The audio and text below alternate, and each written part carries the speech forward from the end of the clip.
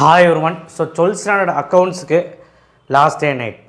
So ஒன்றும் இல்லைப்பா, last day night வீடியோனா இப்போ நீங்கள் இப்போ மத்தியானமும் உட்காந்து படித்தா கூட உங்களால் 12th ஸ்டாண்டர்ட் அக்கௌண்ட்ஸில் ஒரு 80 மார்க் 75 மார்க் 90க்கு அசால்ட்டாக அடிக்க முடியும். நான் என்னெல்லாம் பார்க்க சொல்கிறேனோ அந்த 5 மார்க்கில் பார்த்துட்டு போயிருங்க. கன்ஃபார்மாக உங்களால் 5 மார்க் எழுதிடலாம். ஏன் சார் 7 எழுத முடியாது? எல்லாமே படிச்சுக்கின்னு எழுதிடலாம். நான் இப்போ கொடுத்தது, நான் இது ஆல்ரெடி கொடுத்த பிடிஎஃப் தாங்க. 6 கேரண்டி. தியரி 2 வந்துடும், அப்படி ஒரு நம்பிக்கை. தியரி வந்துச்சுன்னா பரவாயில்ல. நான் சொல்கிற சாப்டர் ஃபுல்லாக படிங்க, ஓகேவா? என்னென்னா நான் சொல்கிறேன், வீடியோ ஸ்கிப் பண்ணாமல் பாருங்க, சப்ஸ்கிரைப் பண்ணுங்கள், லைக் பண்ணுங்கள், சப்போர்ட் பண்ணுங்கள். ஸோ யூனிட் 1 2 மார்க் 3 மார்க்கும் சொல்கிறேன். யூனிட் 1 இதெல்லாம் எல்லாமே பார்ப்போம். யூனிட் 1ல் எதுவுமே விடக்கூடாது. Unit 2 receipt payment. யூனிட் 4 அது என்ன இருக்குது, ஃபார்முலா தான். ஸோ இப்போ 3 யூனிட் ஃபுல்லாக பார்த்துருவீங்களா? அடுத்தது டெத் ஆஃப் பார்ட்னர் கண்டிப்பாக பாரு, அதில் வந்து ஒரு 5 மார்க்கு, ஓகேவா? சொல்லிட்டேன்னா அடுத்தது ரேஷியோவில் ஒரு 5 மார்க், 2 5 மார்க் கூட வர வாய்ப்பு இருக்குது. யூனிட் 9ல் எல்லா ரேஷியோட ஃபார்முலாவும் தெரிஞ்சு வச்சுக்கோங்க. நீங்கள் நான் கொடுத்த சம்ஸில் எல்லா சம்மையும் ஒர்க் அவுட் பண்ணோன்னா 2 மாடல், 2 இல்லுஸ்ட்ரேஷன், 2 எக்ஸசைஸ், அந்த மாதிரி 2 மாடலை போட்டு பாருங்கள். ஹெவி சம்ஸாக போட்டு பாருங்கள். அப்போ ரொம்ப சின்ன சம்ஸ் போடுறேன்னு சொல்லிட்டு விட்றாதீங்க. ஹெவி சம்ஸாக போட்டு பாருங்கள். அப்போ தான் நமக்கு அங்கே போய் தில்லாக போட முடியும். 10th லெசனில் தியரி அண்ட் சால்விங் சம்ஸ் இருக்குது 1.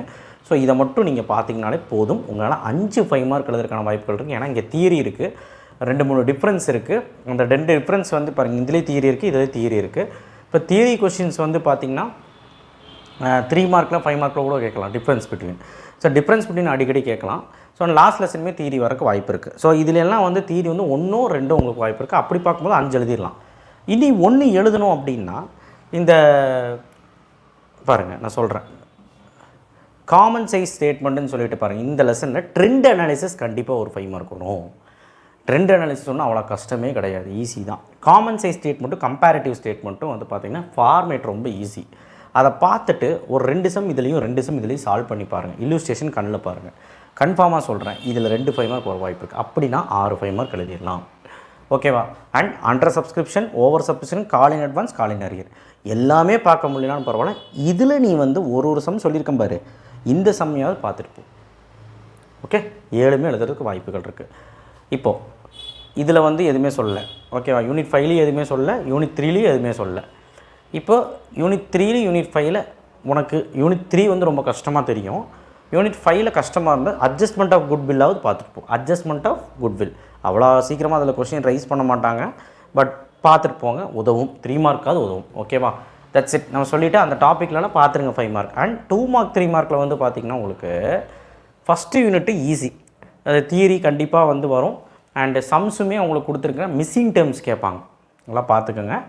அது மாதிரி ஏதாவது சம்ஸ் கேட்பாங்க. இதுலேயுமே சம்ஸ் கொடுத்துருக்கேன் உங்களுக்கு. எக்ஸைஸ் சம் தான் சொல்லுங்கள், இல்லுஸ்ட்ரேஷன் கொடுக்கல.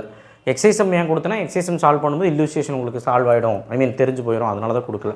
Unit 2 easy, unit 3 easy. அவ்வளோ தியரி வந்து உங்களுக்கு கஷ்டப்படுத்தாது. யூனிட் 4ல் இல்லுஸ்ட்ரேஷனோடு சேர்த்து ரொம்ப ரொம்ப ஈஸி, படிச்சிருங்க. யூனிட் 4 அண்ட் யூனிட் 5மே படிச்சிருங்க. யூனிட் 6ல் 2 கொஸ்டின் தான் கொடுத்துருக்கேன். அண்ட் நீங்கள் மீதி யூனிட் ரேஷியோ யூனிட் இருக்கு பாருங்கள், ரேஷியோ யூனிட் 9 யூனிட் 10 படிச்சிருங்க.